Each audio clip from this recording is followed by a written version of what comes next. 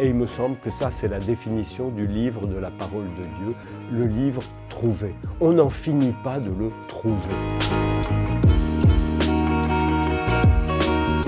Bible, ça signifie le livre, et je voudrais justement vous parler du livre. Sans doute que le terme pour désigner le livre, biblos ou biblion, le petit livre, qui est un mot très courant, employé très couramment aussi, vient du vocabulaire végétal. Le biblos, c'est l'écorce sur laquelle on écrivait, en particulier l'écorce de papyrus, avec laquelle on fabriquait des supports pour l'écriture. Vous savez que même en latin, le mot liber, qui va donner le livre en français, liber, ça signifie l'écorce justement, et on écrivait sur la partie douce, contre l'arbre de l'écorce. Alors évidemment, on ne peut pas écrire beaucoup, mais c'est sans doute un des premiers supports pour l'écriture à date ancienne.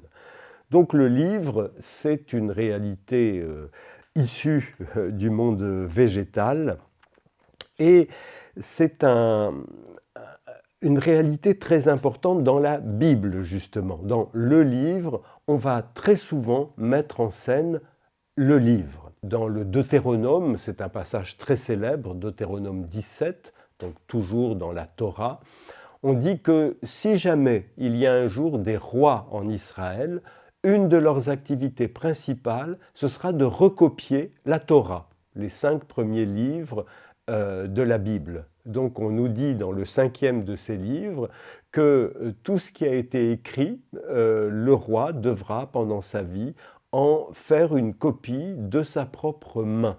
Comme si, même s'il y a un roi un jour, il y a encore plus que le roi, il y a celui qui va instruire le roi et qui est le livre lui-même. Il y a des livres bibliques, et je voudrais insister là-dessus, où le livre est presque un personnage. Au chapitre 8 du livre de Josué, une fois qu'on a traversé le Jourdain, il est dit ceci. Donc c'est Josué 8, verset 30. « Alors Josué bâtit un autel au Seigneur, Dieu d'Israël, au mont Ébal, selon ce que Moïse, serviteur du Seigneur, avait commandé aux fils d'Israël, comme il est écrit dans le livre de la loi de Moïse. Un autel de pierres brutes sur lesquelles on n'avait pas brandi le fer, etc. » Et là, je suis toujours dans ce chapitre 8 de Josué au verset 32, Josué écrivit sur les pierres un double de la loi de Moïse. Il l'écrivit en présence des fils d'Israël.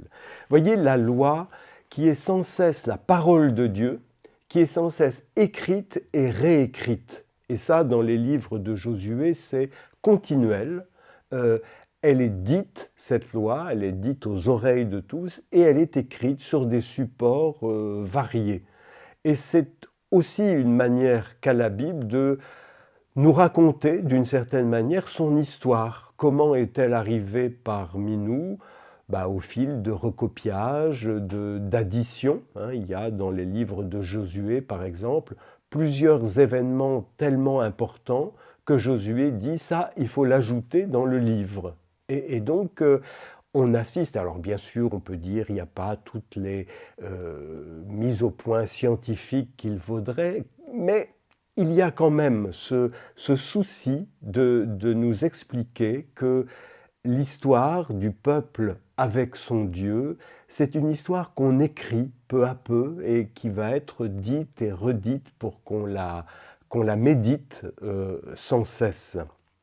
Alors, un dernier passage, cette fois-ci dans le Nouveau Testament, c'est au début de l'évangile de Luc, au chapitre 4 de cet évangile.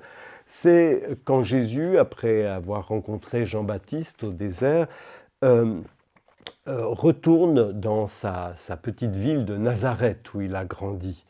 Et le jour du Shabbat, le samedi, donc, il va à la synagogue et s'apprête à faire la lecture. Alors, on dit alors, on lui remit le livre du prophète Isaïe. D'ailleurs, ce n'est pas tout à fait ça. Le texte dit, lui fut donné le livre. Par qui ? Par le servant de messe. Oui, mais ça vient de plus loin. Le livre avec la parole de Dieu, oui, ça peut être le sacristain qui vous la donne, mais c'est Dieu qui la donne.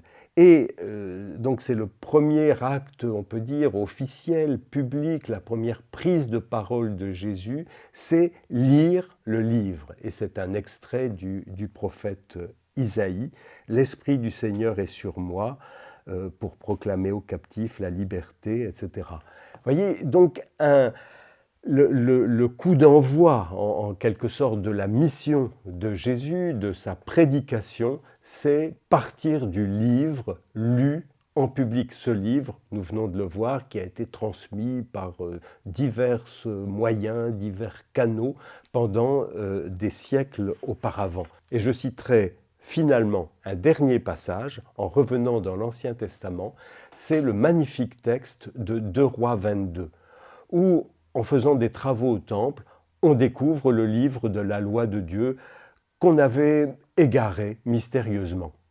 Et on va parler du livre trouvé. Et il me semble que ça, c'est la définition du livre de la parole de Dieu, le livre trouvé. On n'en finit pas de le trouver.